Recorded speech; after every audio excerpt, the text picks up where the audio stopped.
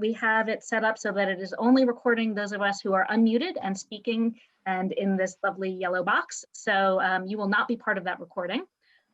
Because of that, please use the chat throughout the evening for any questions that you might have. You can put them into the chat at any point and we will store them up and ask them for you at the end of the event. And then last, before we get started, is a note of thanks, all of you. We've been doing these online events for a year now. It's been a hard year in the world of independent bookselling and small businesses generally. The fact that we're still here and can still be doing this is really thanks to all of you and the continued support of our community. And all of us at Northshire in both locations are really unendingly grateful for that, for our continued existence, thanks to your continued support.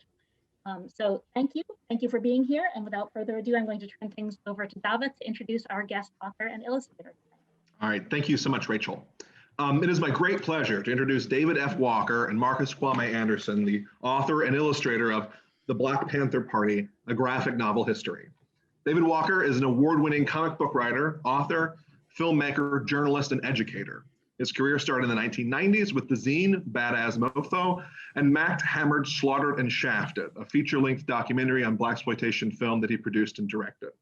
Best known for his work in graphic novels and comics, including the Eisner Award-winning indie series Bitter Root, a graphic novel of the life of Frederick Douglass, the critically acclaimed series Naomi, and work for Marvel on Luke Cage, Power Man and Iron Fist, and Occupy Avengers, and for DC with Cyborg. We also have with us Marcus Kwame Anderson.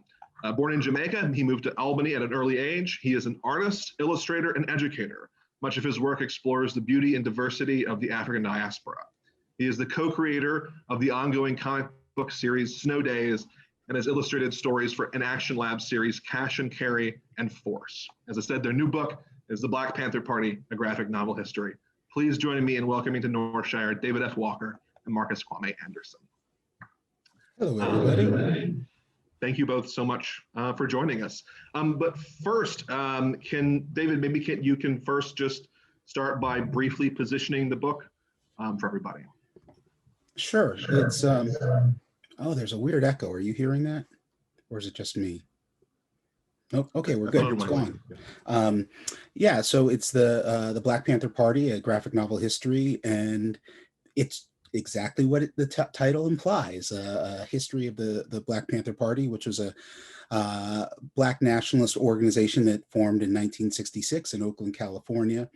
And the project came about, I had written a graphic novel about the life of Frederick Douglass for 10 Speed Press, and my editor at the time and I were talking about what would be next, the next project for me to do with 10 Speed, and the Black Panther Party came up, and it was something that I've been interested in for a very long time. So from there, it was just a question of sort of negotiating out the details and finding an artist, and all of which was the easy part, because then I had to write it and do all the research. And there's nothing like finding out that you know far less than you thought you did about any subject, including something that you've been passionate about most of your adult life. But that was the case with the Black Panther Party. And then all I did was write it, and Marcus did all the hard work. So that's who we really should be talking to. Thanks, David. And Marcus, tell us a little bit about your process for working on this, and also y'all's collaboration and how it kind of worked out. Sure, yeah. So my process obviously involved a lot of research, and David can probably tell you about all of his research. When we were getting going on the project, David gave me a lot of reference materials, just visual stuff. And there was a lot to navigate with trying to be, it was very important to me to be true to the history and the events, and try to be accurate. So definitely things like the markers of the time period and trying not to be, anachronistic, but also just accuracy about when it comes to the party, because one of the things that we cover in the book is the fact that people maybe have general ideas of the party and the history, but they don't there's a lot that all of us, don't know. So, I learned throughout the process of creating the book, and I wanted to be as accurate as possible. So, there was a lot of that research, and then, balancing that with the actual storytelling element too. So, trying not to just be a photocopier that's, repeating history visually, but also, telling a story and trying to make it dynamic. So that's where a lot of my graphics skills came in when it came to like panel design and layout, and just trying to make it something that flows in an exciting manner. That's one of the things I really most enjoyed about it, how you're wedding, how you both wed narrative history and moments of really sort of dynamic dialogue, as in like comic book form. And more on that later, but I thought maybe we could give everybody a taste of what it looks like. Marcus, can you share with us some pictures from this? Yeah, sure. So yeah, I'll just share some images. This is the introductory material. In the story, we open by talking about the myth of the Panthers, and the kind of generalized ideas that people had about the party, and how the truth lies somewhere in between. There's there was violence that took place, and a lot of self-defense.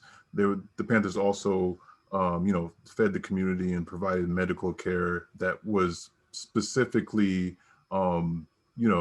unavailable to the Black communities that they served.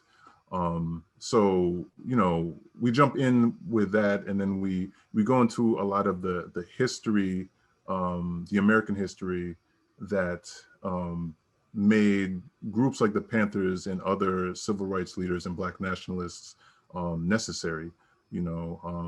Things like the Red Summer, the Jim Crow South. So yeah, so these are some images from the introduction to the introductory chapters to the book. A lot of these are things that were precursors to the civil rights movement.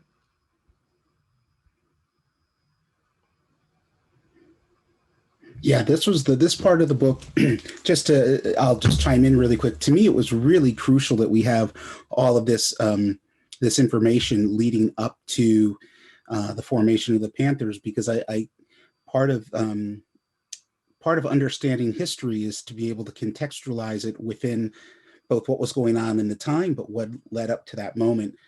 And so I made a decision. Realistically, we could have made an entire book about everything that's in this particular section right here, but I wanted to get something that that addressed what people were seeing in the news in the years and months leading up to the formation of the party. And so, like in this section we're looking at here, these are all key individuals. These are the martyrs of the civil rights movement. These are key people who were murdered during the civil rights movement. And so I wanted to touch upon that, to try to give the reader at least some semblance of the feeling of what it would have been like reading the newspaper, listening to the radio, watching the TV news, say in 1963, 64, 65. And of course, we go back further than that. But it's if you're going to do a story about the Black Panther Party, who have been sort of immortalized as being this group of angry young Black people, then it's at the very least you have to give an idea of why they were angry, and so that was what this whole section was. And this was a big challenge. I felt, because there was so much more stuff we could have put in here. And there was a point where it was like, okay, well, we can't have 50 pages of this sort of stuff and not even get to the Panthers. But it's like, how do you leave out Muhammad Ali, like we see here on the right side of the screen, or James Meredith? So yeah, this to me, this was the most important part. As an amateur historian, there is nothing worse than when there's no context involved in the lessons that you're giving.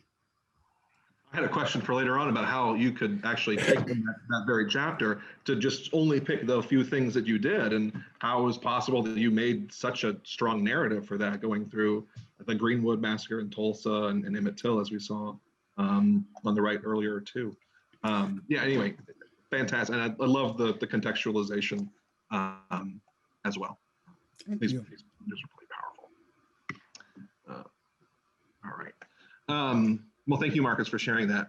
Now, David, in the afterward, you said that writing this book broke your heart, and it's heartbreaking to read it, particularly reading it after last year.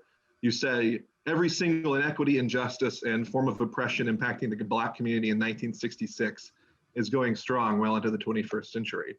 You wrote it when Minneapolis was on fire, and you signed it Portland in May before it too. Can you talk a little bit about that? Yeah, it was, obvious. The afterword was the last thing that I wrote.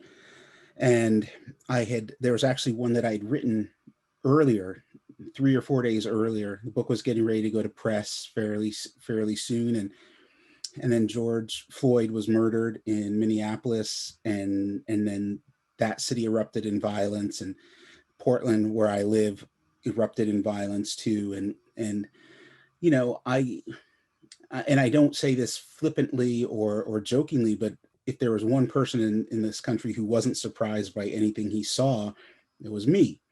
I just come out of studying, especially the 60s.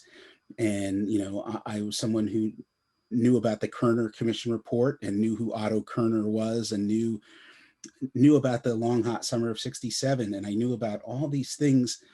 And so it was just this moment of realizing, like, oh man, this book is going to be way more relevant than I wanted it to be.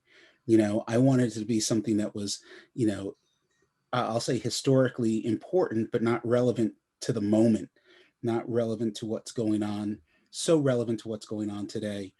But this was on top of everything that I'd gone through while writing the book. And one of the most profound things was this moment when I realized that the book I was writing was primarily about people who are significantly younger than I am right now.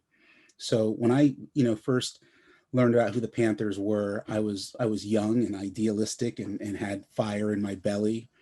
And I wasn't much older than any of them were when they started the organization. When they started the organization, the youngest member was 16 years old. But there's a moment where I realized, oh, at this age that I am right now, I'm old enough to be the dad of all of everyone, of everybody in the party. And so then I'm reading about, Fred Hampton, who was murdered when he was 21 years old, Bobby Hutton, who was murdered when he was 17 years old, Huey Newton, who was in and out of prison for 5 years during the start of the party. And all of that in and of itself was heartbreaking. But then again, to see the death of George Floyd, the murder of George Floyd, and to realize that the Panthers started directly out of the Oakland Police Department killing an unarmed Black man. And that was what the whole party formed out of in 66, when Huey and Bobby got together. And it was just like, here we go again. So it's like, I don't want 40, 50 years from now, someone having to write the graphic novel about the history of the Black Lives Matter movement and having to explain 50 years from now why this historical piece of work is still relevant today, because we're still going through the same crap. Like, we shouldn't go through it. Like, at some point it has to end. And it was just such a sobering moment to realize, oh, well, it ain't ending this week, I was thinking of that too. In fact, in the part that Marcus just showed earlier of the faces of the civil rights martyrs, I don't know if everyone saw that, but it's a really haunting passage I marked to show everyone as well, in which there's sort of these ghostly short portraits, small portraits of ghostly blue faces. And as I was seeing that, as reading these paintings, I kept thinking of say her name. And then in particularly in the scene of when Fred Hampton is murdered, I kept thinking about Breonna Taylor, just because of the strange historical rhymes and how things haven't changed. Yeah, no. And I mean, you know, when we talk about Goodman, Cheney, and Swarner, who were three of the more well-known civil rights activists to be murdered, like, man, those guys were like, they were in their early 20s. You know, when you think about it, it's and it's one thing to say you're willing to put your life on the line to make the world a better place, but these are people who actually gave up their lives, and I don't think any one of them really. It's one thing it's one thing to say, yeah, I'm willing to die for freedom. It's another thing to actually die for it. And you know, when I think about the little girls who were killed in the 16th Street Baptist Church bombing, you know, the oldest one of them was 13 years old. And it's like, and we're still fighting for so much of what, fighting against so much of what killed them, which is the hate and the oppression and yeah. Yeah, not to be a downer on a on a Wednesday evening, but yeah, it is. It's very difficult because you know, people, oh hey, you wrote a graphic novel, and I'm like, yep, and it's gonna punch you in the face, you know. It's got all the subtlety of a brick. I mean, that's yeah. I mean, one of the things you both include the full text of the 10-point program, and then also executive mandate number 1. And what, you know, it's really struck me as I was rereading it this morning is, well, just that some of those things have gotten even worse, like the epidemic of incarceration. It's worse than it was in 1966. That's, you know, oh yeah, continue being a downer. Sorry. You know, Marcus and I've talked about that. I mean, I want to say it's point number 6 or 7, maybe, of the 10-point program. And Marcus, do you want to explain what the 10-point program was real quick for anybody who? Sure. Yeah. So Huey P. Newton and Bobby Seale, who you know, were the first 2 members, founding members of the party, when they were really solidifying the idea for the party, they wanted to have to just boil things down to be very clear. So they broke things down into what they called the 10-point program, which consisted of obviously 10 points, but for each point there was what we want and what we believe. So each point would address an issue. You know, David just mentioned point number 7, which is we want an immediate end to police brutality and murder of Black people. And then, you know, so that's the what we want part, and then the what we believe part goes a little further into each issue and what a feasible solution could be. And yeah, like one of the things that David and I have spoken a lot about is the fact that these points are so relevant, you know, today, and it's the way that they're broken down is very clear. And I think it's very important, again, coming back to context, in the sense that that image people have of the Panthers just being, you know, angry Black men.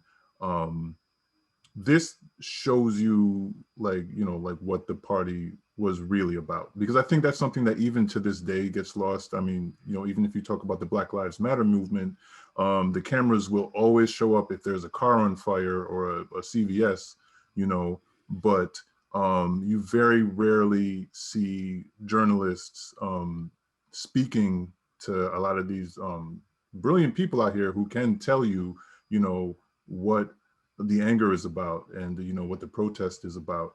But that oftentimes gets lost in the message. And so similarly, I think the 10-point program is really important, because it tells you what the Panthers were working towards. And it wasn't just carrying guns, and it wasn't just violence. It was the fact that there were needs that needed to be addressed.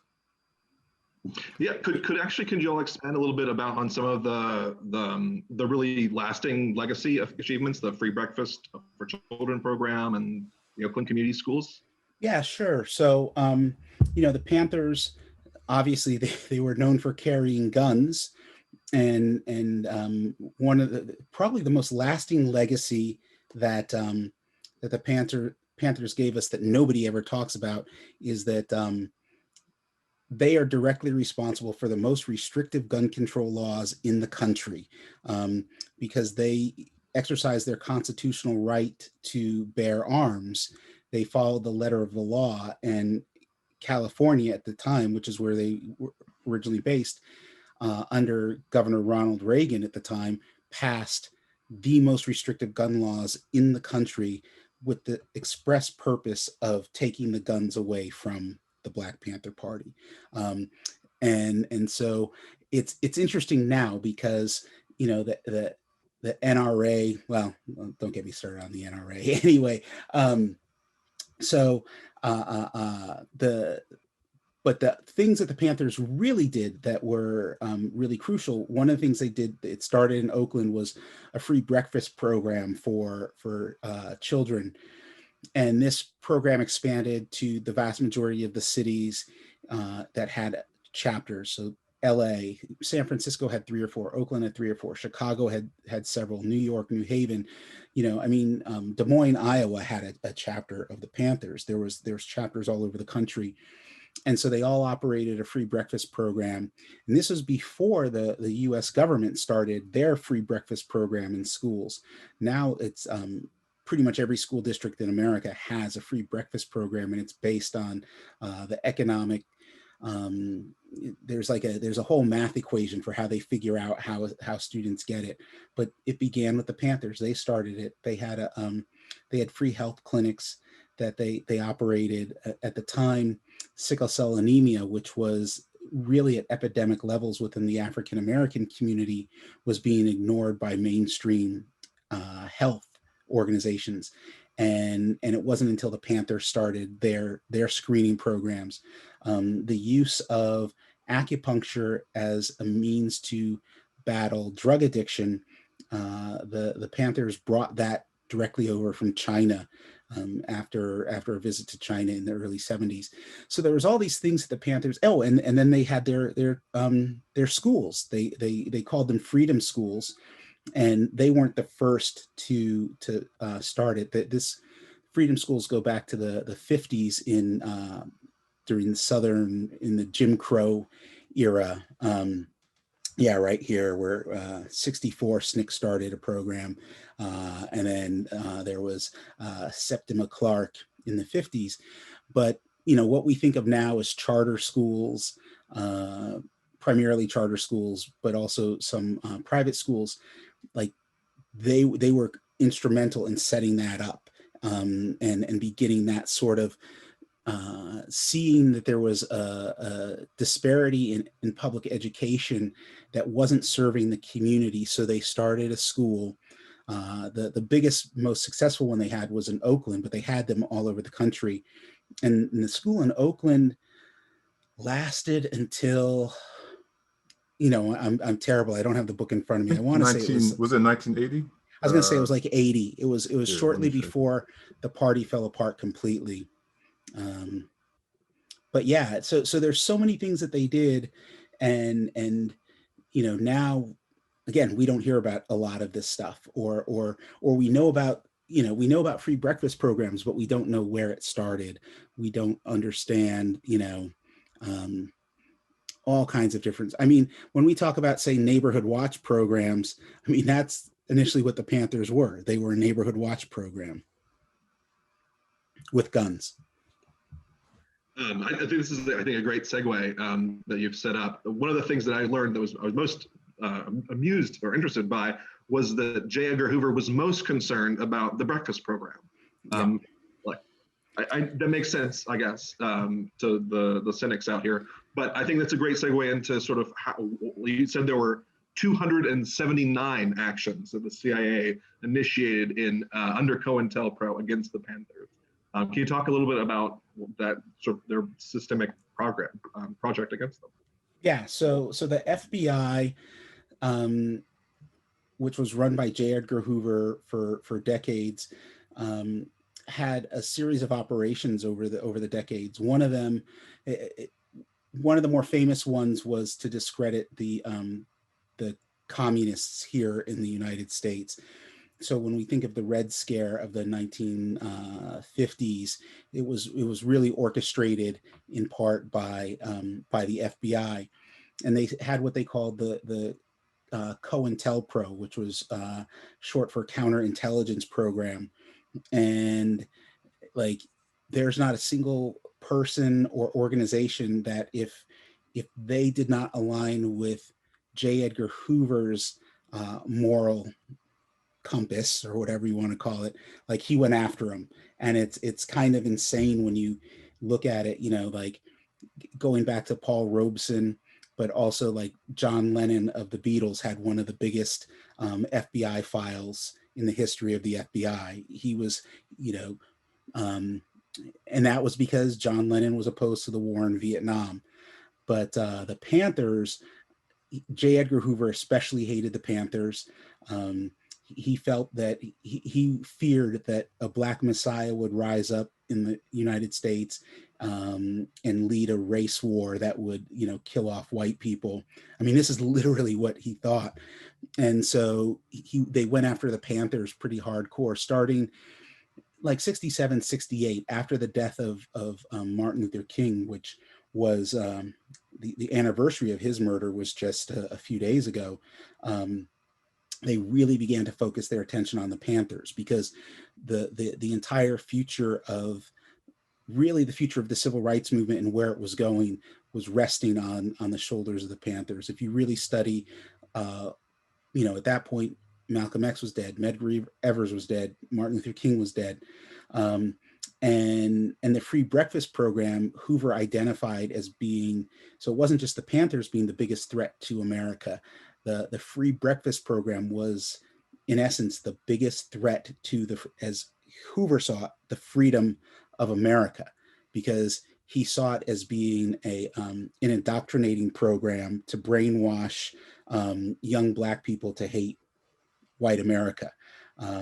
And so there was, and we didn't get into this in the book, but they were constantly sabotaging the food, stealing the food, poisoning the food, doing all these kind of things just to try to end the program. And it's also interesting because there's definitely stories.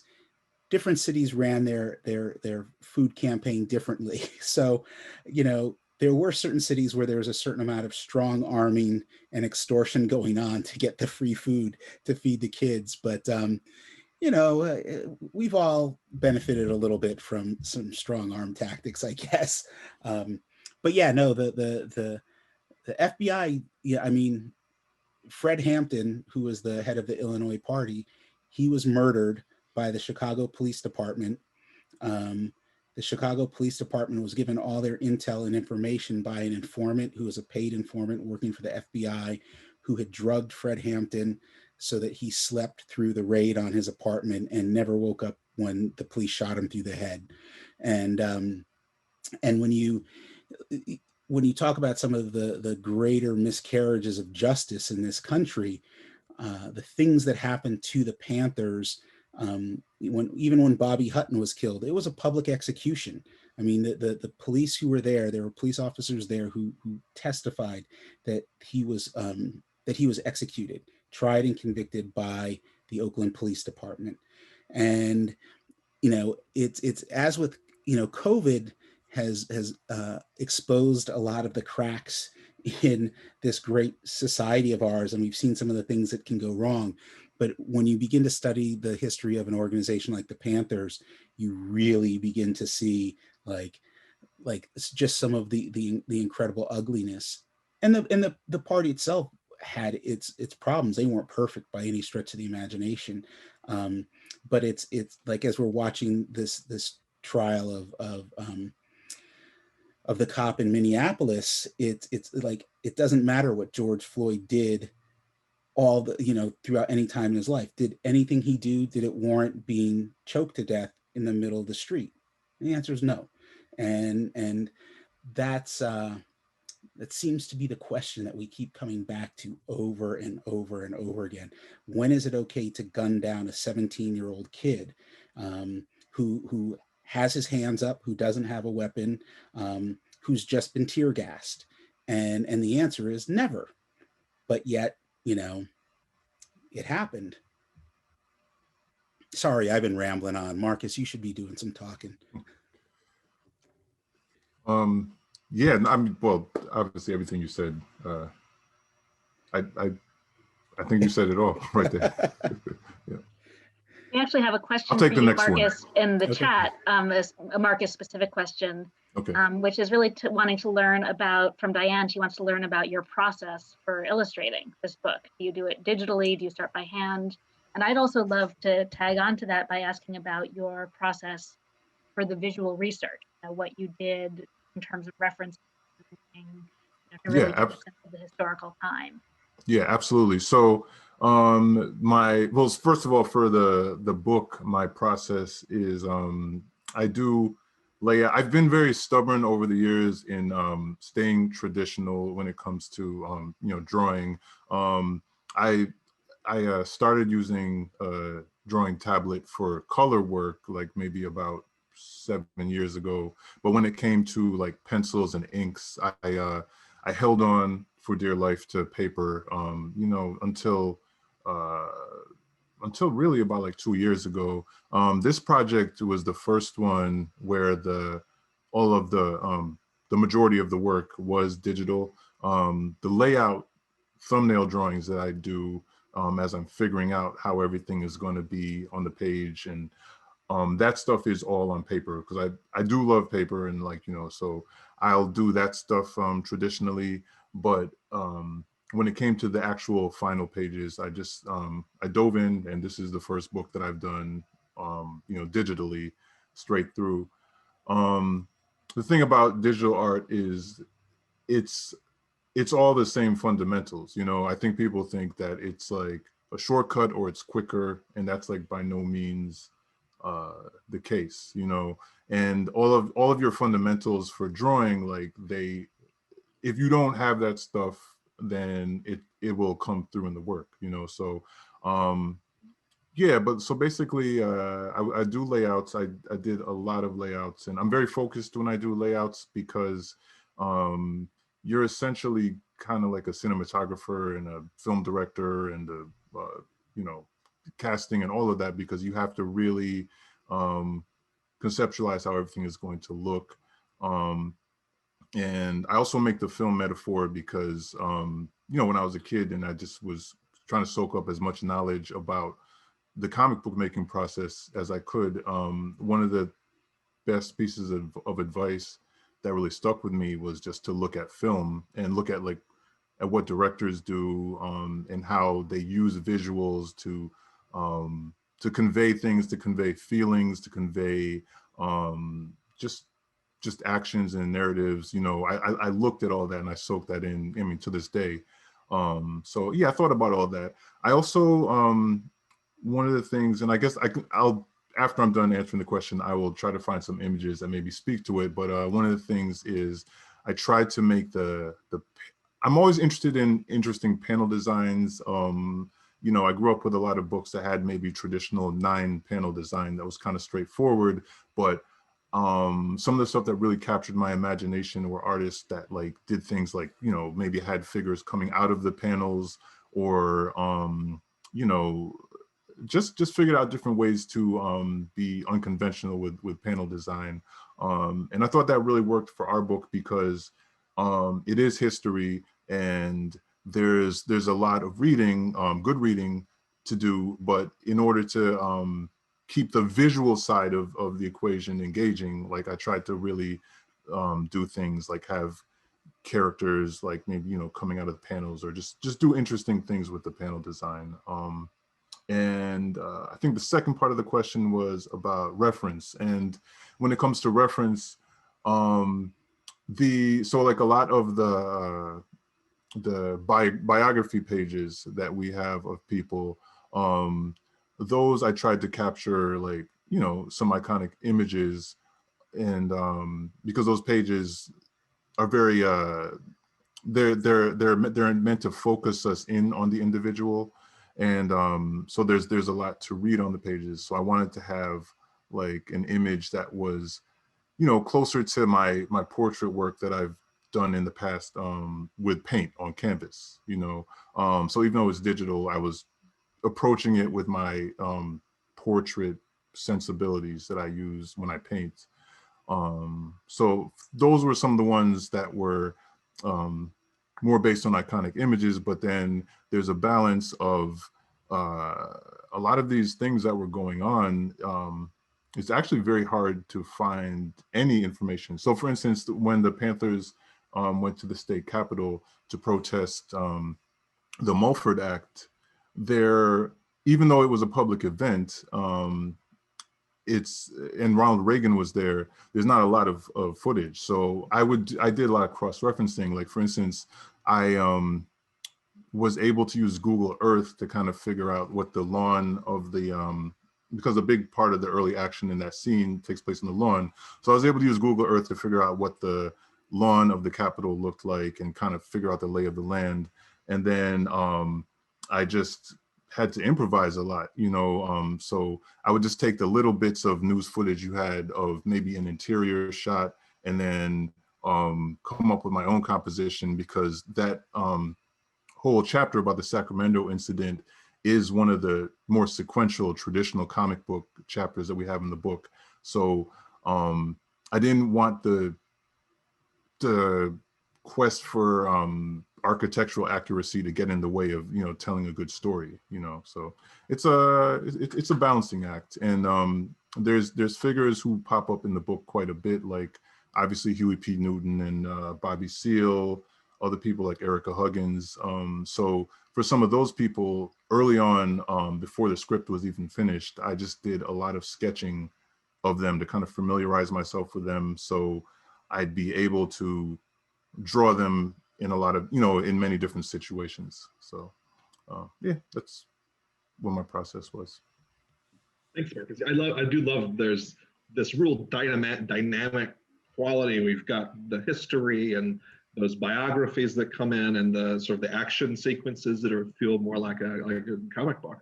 But one of the things I'm really glad you brought up too is the Sacramento Capitol incident. Another strange one. How did it feel having written and drawn that on January 6th of this year? Well, David, can I go first? Yeah, go ahead. Please do. Well, first of all, right, like I think like all of us, I just was aghast at the sheer privilege and audacity of these people, and it's I wasn't shocked in the sense that, like, I mean, I think American history and definitely the last 4 years have given us plenty of evidence of this energy and the allowances that are made for it. But I do remember just being like, oh man, like our book is coming out in like 2 weeks, and I can see people who are being insincere possibly wanting to finger point and be like, oh, well, see, they did it too, and how come you're not mad about that?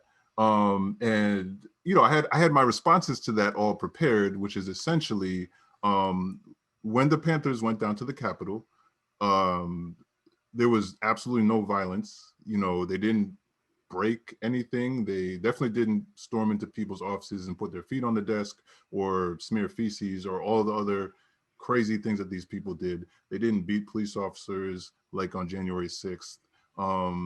They went there, they were armed, but they knew how to carry their weapons responsibly. No weapons were discharged, no punches were thrown. Essentially, they went there. Bobby read the executive mandate twice.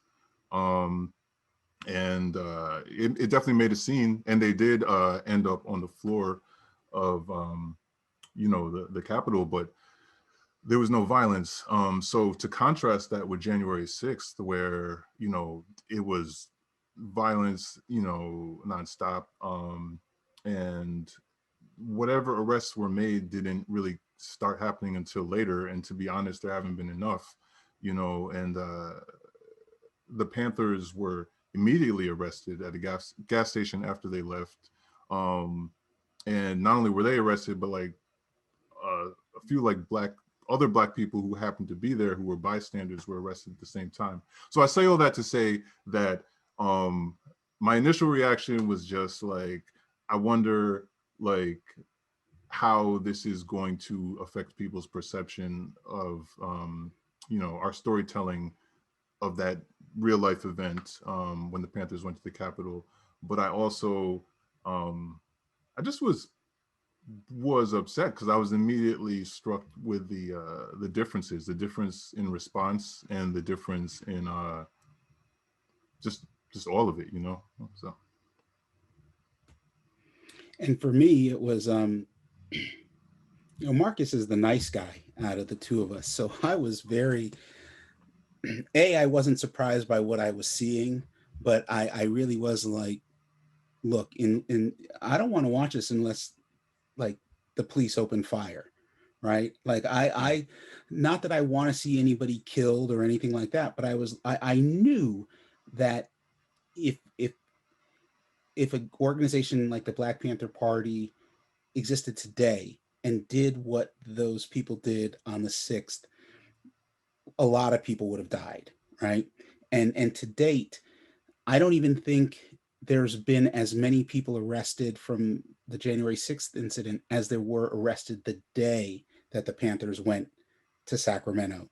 And again, just as Marcus said, not a shot was fired, nobody was hit.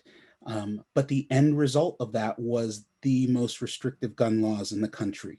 I mean, that's what it came down to. 1967 saw the most restrictive gun laws in this country passed because a few dozen Black folks marched legally with guns on the state capital of California. And I think that the hypocrisy of that is so flagrant, and we're still living with it. We're still living with the fact that there are certain people, certain types of people, certain cross sections of the public that most of us know if the insurrectionists on January 6th had been a different shade of skin tone, or they worshiped it differently, they celebrated different holidays, the results would have been far different. And it's there just comes a point where like I'm just tired of being angry. I'm tired of I'm at that age now where it's like I would just like to stop being just perpetually pissed off, but I don't necessarily think that's going to happen anytime soon. Well, I mean, I think it would be nice if we stopped having as many reasons to, but yeah, you're right. That's not going to happen soon. So we're just, Marcus and I will just like continue creating things and irritating people, I guess, is what we'll do. I'm going to skip my question that included the phrase craven hypocrisy about just, but we are almost out of time and to the Q&A, but I did have one more question I wanted to ask, and that is in a recent book that I really liked by Hanif Abdurraqib, the poet and music writer, in his book, A Little Devil in America. He has an essay in which he talks about the 2016 Super Bowl halftime show, in which was the 50th anniversary of the founding of the Black Panther Party, and it was being played in the Bay Area, and Beyonce was the guest, dressed all in black, flanked by 24 Black women, also dressed in black with afros and berets. And it, as Abdurraqib makes, it's a moment that says everything without saying anything. Rudy Giuliani said the performance was an attack on the police, and Abdurraqib says that really shows what the story is. That's the trick. Power, when threatened, pulls an invisible narrative from the clouds that only others in power and afraid can see. I just want to pull that in there. That's another plug for and that's very true. That's a good. What's the title of that? I need to write that down. Me too. Little Devil in America: Notes in Praise of Black Performance. It just came out last week. Oh, okay. That's why I haven't heard of it. It's really good. All right. Well, there's a bunch of questions from the audience already. So let me start here. There's a question here from Steve Shankin. He's curious about your collaborative process. Did you, David, and did y'all know each other before starting this? How much back and forth was there once the work began? Yes, we knew each other just more in passing. Although Marcus had done a couple character designs for a web comic I was doing, and I knew his work. I was a fan, and as I was compiling a list of potential artists for to hand over to the publisher for them to for us to make the decision, I was just sort of scouring the internet and looking on Instagram at different artists that I knew. And I had in my mind a very specific visual style and a visual, I'll say, diversity or eclecticism, an eclectic style, I should say. And I, like, Marcus had posted something one day and I was like, huh. And then I went from his Instagram to his website and I was like, this is the guy. This is what I want. And because there was a mix of the portrait work that he was doing, and then there was the more traditional comic stuff. So I submitted him and his work and a handful of others, but really tried to stack the deck. And felt just, and him and I had never had much by way of conversation before this, but I, like, just looking at the art, I was like, yeah, this guy's got to be on the same page as me, same wavelength. And so we talked, not a ton, but there was always emails back and forth or text messages as I was sending him, some of the images that I would find.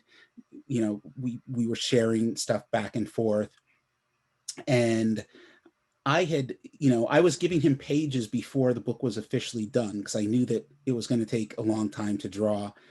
So we were going back and forth. We were talking about, everything from design to color. And a lot of it was me just saying, hey, I trust you, man, whatever you want to come up with. But there was a moment where I did say to him, and I know this is one of the questions I saw pop up, was like, there was times where writing this book was just the worst thing I've ever had to endure, right? Because you're going, okay, I need to understand all the events surrounding the murder of Bobby Hutton. So you spend a full day or 2 days just reading every single account of this 17-year-old kid getting gunned down, and then figuring out how to translate that into words that are then going to be turned into pictures, right? And I remember, telling Marcus, I was like, hey, if you ever get to a point where you just feel like you're about to have a meltdown, just, give me a call. Cause I had it like, there's one page about Emmett Till and the murder of Emmett Till. And that was the worst page to write, because you can't do research on Emmett Till without seeing pictures of his corpse. And which is to this day, the most disturbing thing I've ever seen. And so I felt like, and I sing Marcus's praises all the time, but it's you're going into a very serious relationship when you work on a project like this. Like the only thing that I think is more serious is if you were to have a child together. And so I felt like, early on, it was like, okay, I'm with the right person. I'm with the right person. And it just kept getting better and better and better. And, and to this day, I feel like, I look at the book. I was just talking to a school teacher reached out to me today about it. And I was like, look, I feel like I didn't do much, right? All I did was I looked up a bunch of dates, put everything in order, added some adjectives here and there to make it sound a little less dry. And then Marcus brought it all to life. And to me, that's what this medium is about. It's about taking ideas and creating visual representation that conveys what that idea is about. And it's part of the reason I love this medium so much. And as in terms of creative partners, creative collaborators, I'm like the Sacramento, every single page of the Sacramento incident, to me, and it sounds really terrible to say this, I wrote the stuff out, right? I described what I'd like to see, gave some suggestions, but what Marcus drew was 10,000 times better than what I described. And I look at it and every time I'm like, who did this? Like, where did this come from? And it's him. It's you know, it's his eyes, it's his hands, it's his design sensibility. And I've never been happier with anything I've ever done than that section in particular.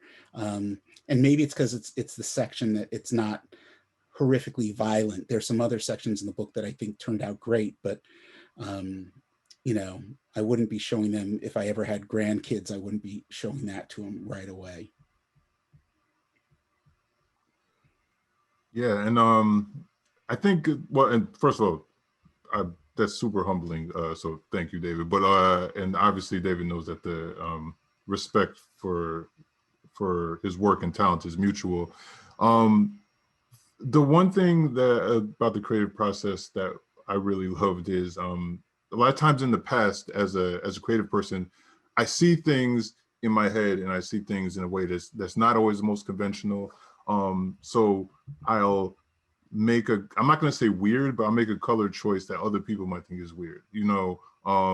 And it'll be like, for instance, I just had I posted a portrait that I've done of Billie Holiday recently, and somebody had asked me, like, you know, why I painted her skin blue in the portrait.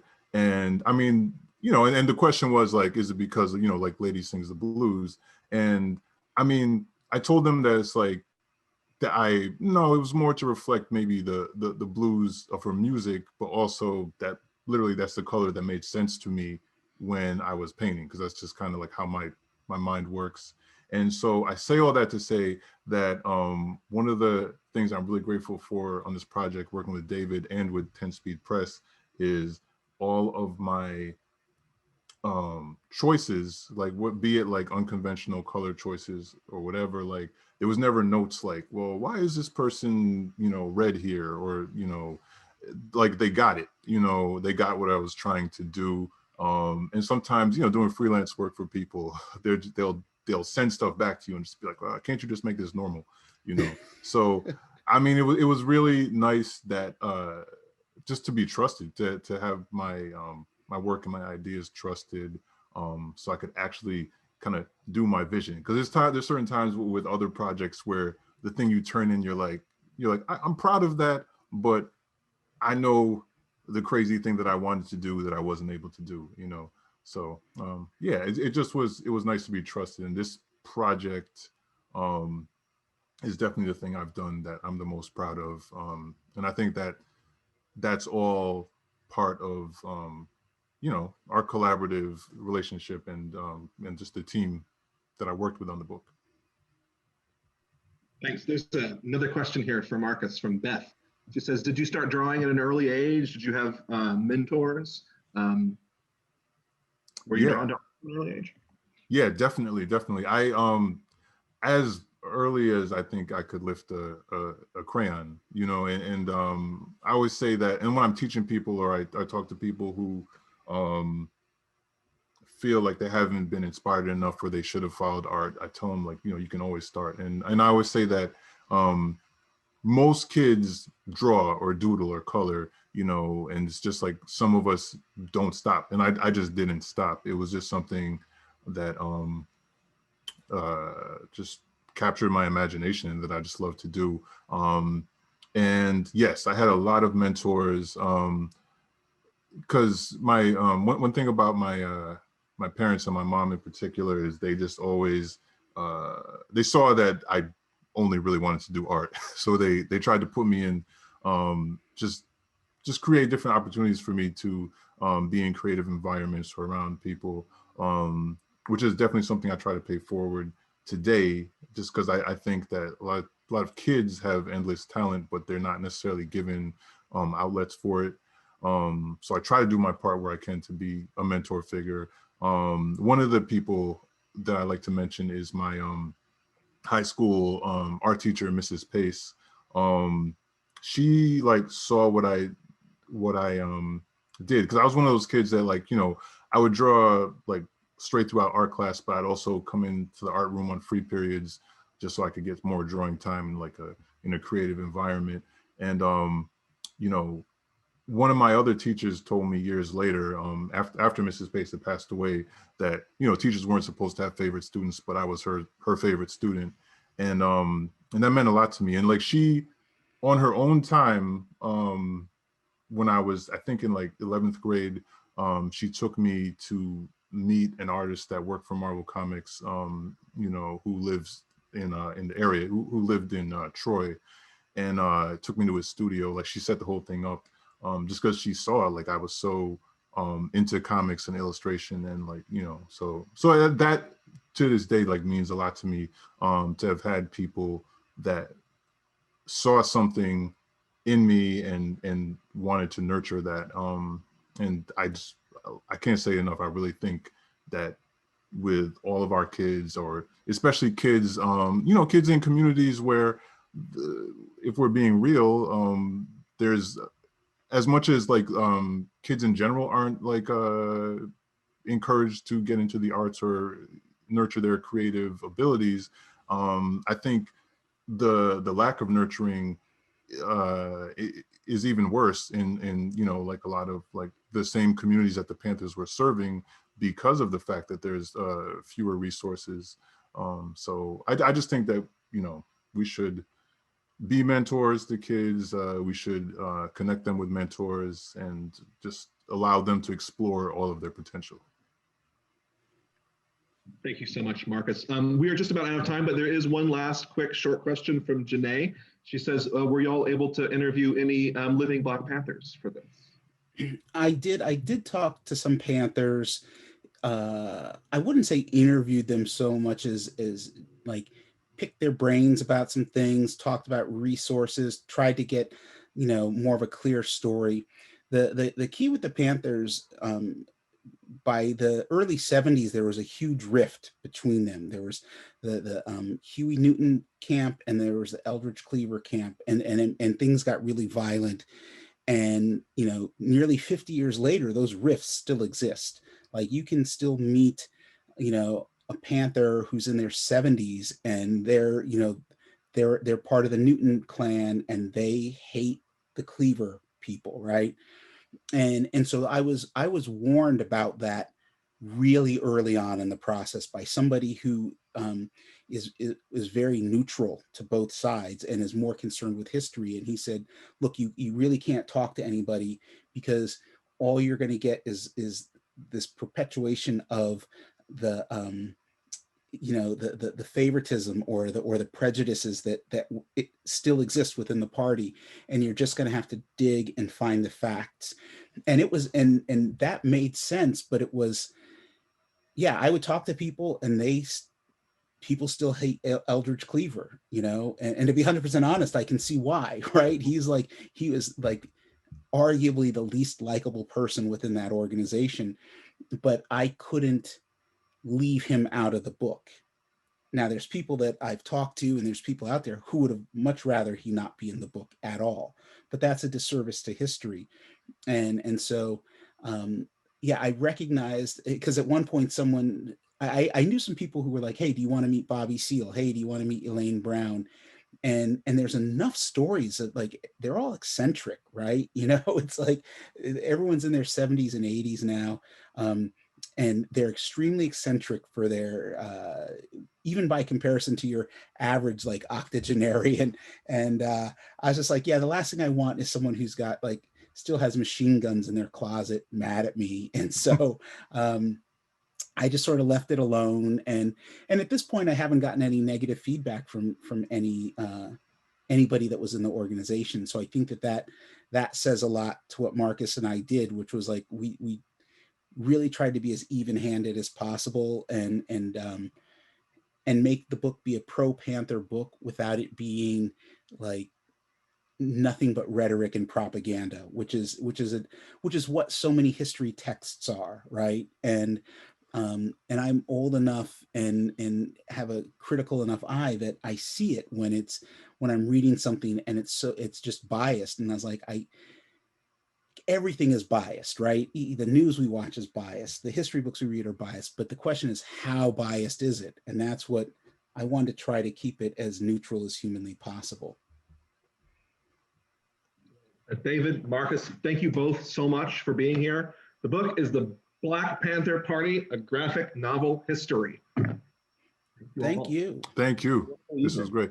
I will say that the next time I am in that neck of the woods, because I've got family in Albany and Schenectady and Rensselaer and Del Mar, I will definitely come to the Saratoga Springs store. So, and next time I'm you're in Vermont, right? The other stores I have not been to Vermont since Jimmy Carter was president.